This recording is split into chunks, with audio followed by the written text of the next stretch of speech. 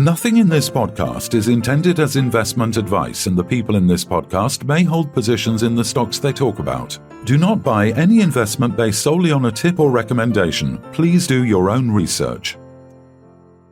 The Sunday Roast presents 12 Stocks for the 12 Days of Christmas. Merry Christmas, everyone. Thank you for listening.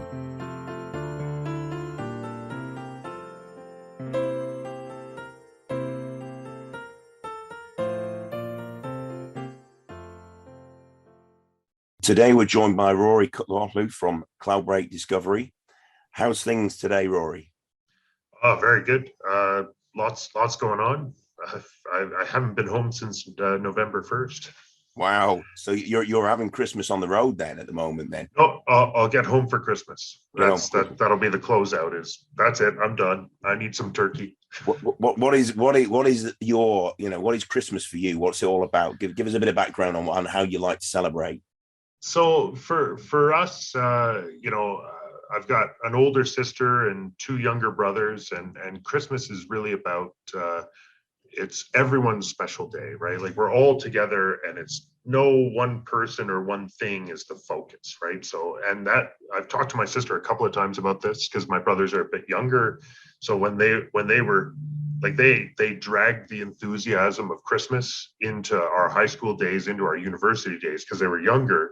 You'd come home for Christmas and you'd watch them open their presents. And it was that it's not about me. It's not about you. It's about all of us. And that's Christmas for me, is an opportunity for everyone to shine together and no one to shine. Like everyone gets to just spend time and enjoy everyone's happiness. And I guess I think that's when you grow up, as a kid, it's about you at Christmas generally, like for the parents. And when you become a parent and you've got kids, you enjoy it so much more. They make it so much more magical and special when you see their reaction to opening the present. It's not about getting the presents. It's about giving. You really, and it was having my brothers a decade younger than my sister and I, we got to appreciate that so much sooner, where it was, I want the gift that makes them dance around and go crazy, right? Like that's the gift I want to give because I want to watch that. I don't care what. That's not the chocolate.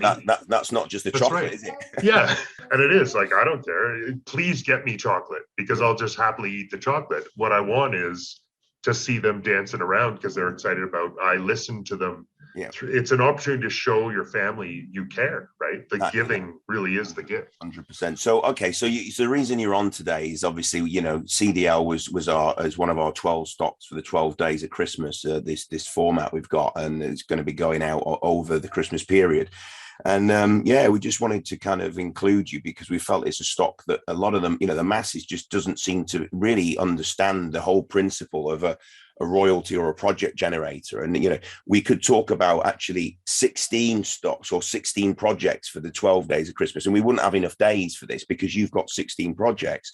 So tell us about some of the projects that you're really, really excited about. I mean, all of them are, but the ones that really mean a lot that you think are going to add value. That's right. And it is, we just optioned the Klondike to a company called Allied Copper, and it's a drill-ready copper target in Colorado, and we're excited to work with them and see it move forward. And then, without drowning everyone in the 16 ideas, the other big one is that, we're a 15% shareholder in a company called Temas, and Temas is currently funded through two different PEAs. We're going to do a PEA on their titanium project in Quebec, and we're going to do a PEA on their borate project in Serbia. The Serbian project, they've been the Serbian geologists and engineers have been working on it for the past month or so. We're expecting an update next week. We'll jump on a call. I'm a director of Temas, so I get to be behind the curtain, so to speak, and so we'll see what they're doing. But it really is like a Christmas present because the share price is definitely not representative of the milestones coming down the pipes with these two PEAs, the technology that they own, all these different elements that are undervalued today, trading below 20 cents. Like it's a bit of a farce. And in the new year, we're really going to show the market why I think it's a farce, right? We're going to deliver on those PEAs. We're going to keep trying to get value out of our technologies that we own. And so those are the pieces that, particularly in the 12 days of Christmas, Cloudbreak's share price is impacted by our assets. TEMAS is one of our assets. It's beat up unnecessarily. And, now's the time. Perfect. Yeah, that sounds good. It sounds like there's going to be strong news flow coming over the next sort of. That's right. Yeah. And it will be in the first half of next year. Both those PEAs are going to get published, and we're going to continue to try and identify ways to monetize those technology patents that TEMAS owns. And with Klondike, it is a race to the permits, essentially, for Allied. And so, that might not be the first half of the year, and that's why I kind of pivot over to TEMAS to point out, as a project generator, there's always something in the pipeline happening. And so TEMAS is the near-term obvious news flow is coming. I'm pretty excited about the outcomes of this news flow. And then after that happens, now we're drilling this target that we staked this year. We did an initial surface program this year, greater than 6% copper at surface. And now we found a partner that is keen to go drill it with us. And so that'll be later in the year. It is the gift that can keep giving is CDL, because we're always doing many things. It's not, we've got one idea and we're following that project. It is Kyler and I and Cam are a bit manic. So we've got a bunch of ideas and we're finding a way to try all of them. Okay. So we talked earlier about how joyful it was to give a Christmas present and watch the reaction to see somebody dance. So what was the best Christmas present you ever got that made you dance? That made me dance.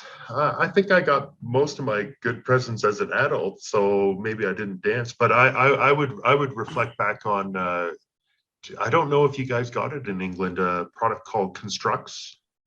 It was sort of these white different length things, and then these connectors. And I got a really impressive Constructs set when I was 5, and I think I danced on that one because you could just build anything you could imagine. And it was just such a great gift. Yeah, I think it may be called Meccano.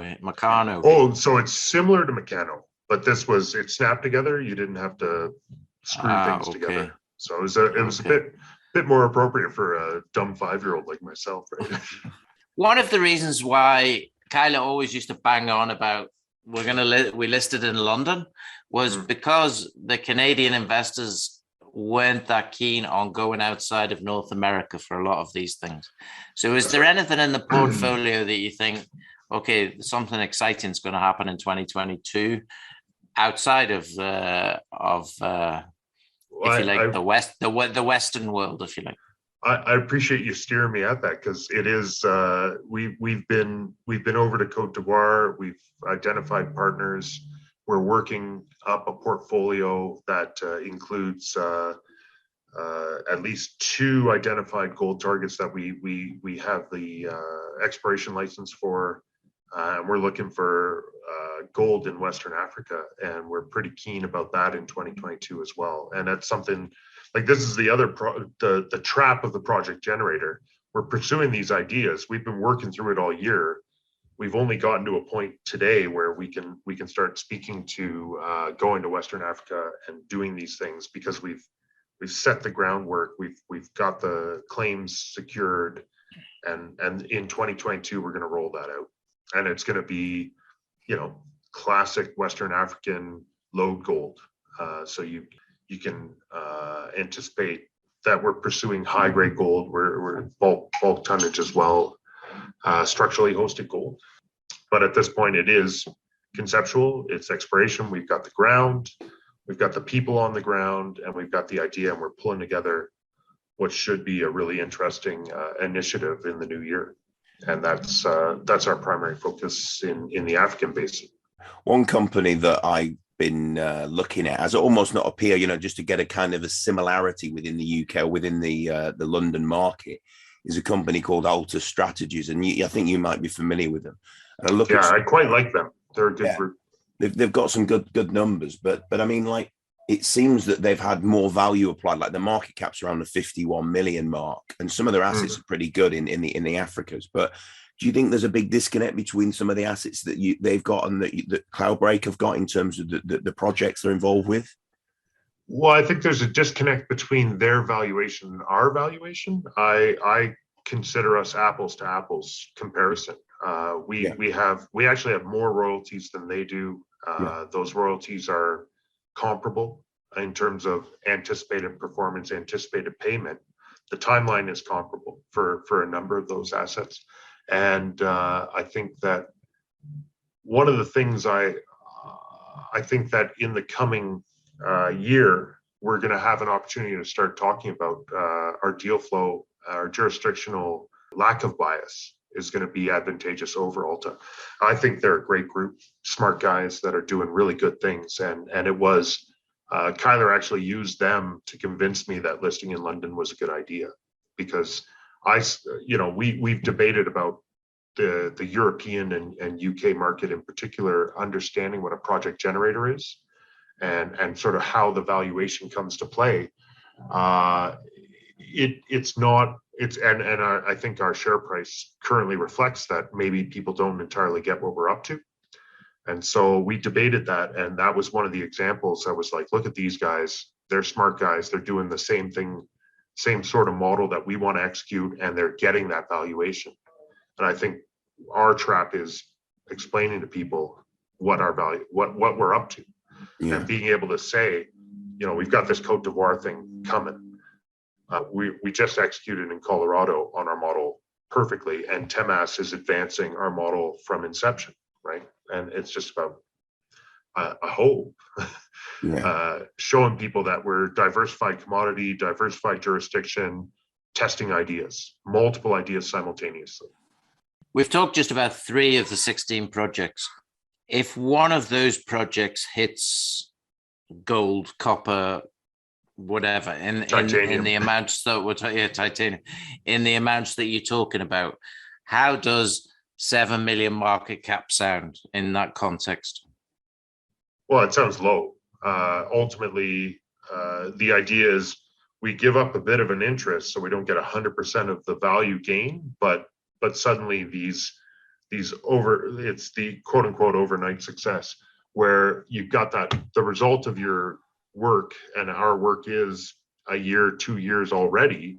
All of a sudden we're drill testing, we're hitting that intercept, and you bump into these significant multiples of growth, and we share that with our partners. And so Temas puts out a positive PEA. Well, that 20 cents is a bit of a farce, and we go back to the $2 that it was, because we have a tangible item that really illustrates why it's a $2 stock.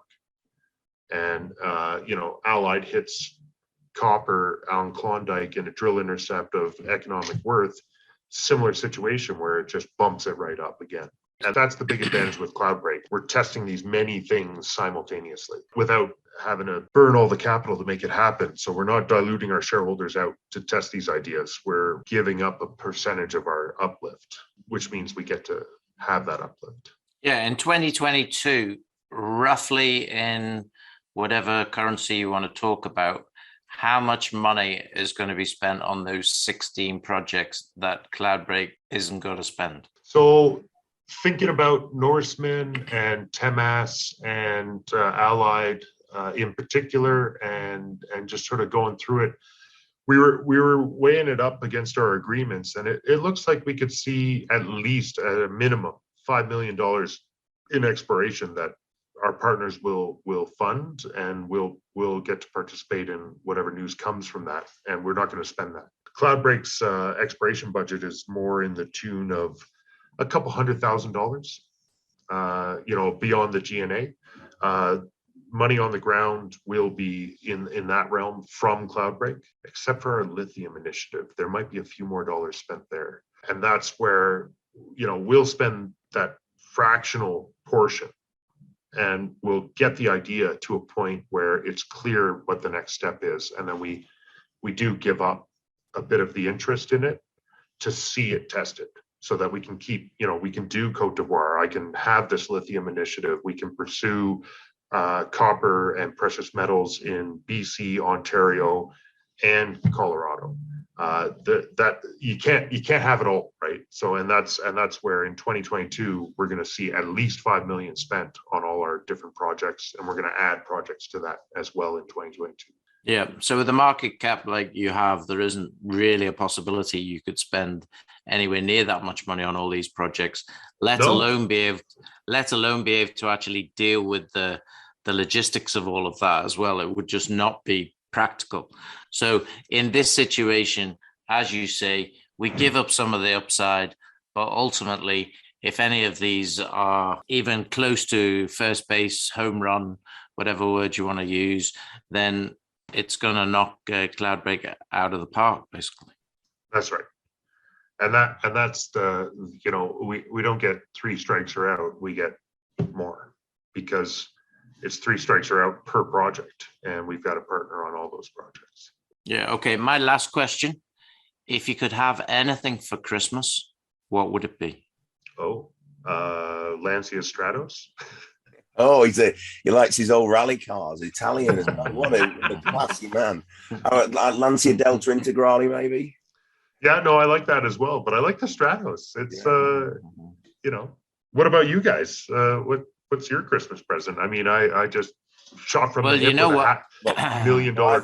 I've ordered the new Emira. That's my present to myself. The new Lotus. So that'll be something that hopefully arrives in 2020. I don't hold much hope for that one coming soon, but I think Kev's ordered a 1978 Fiat.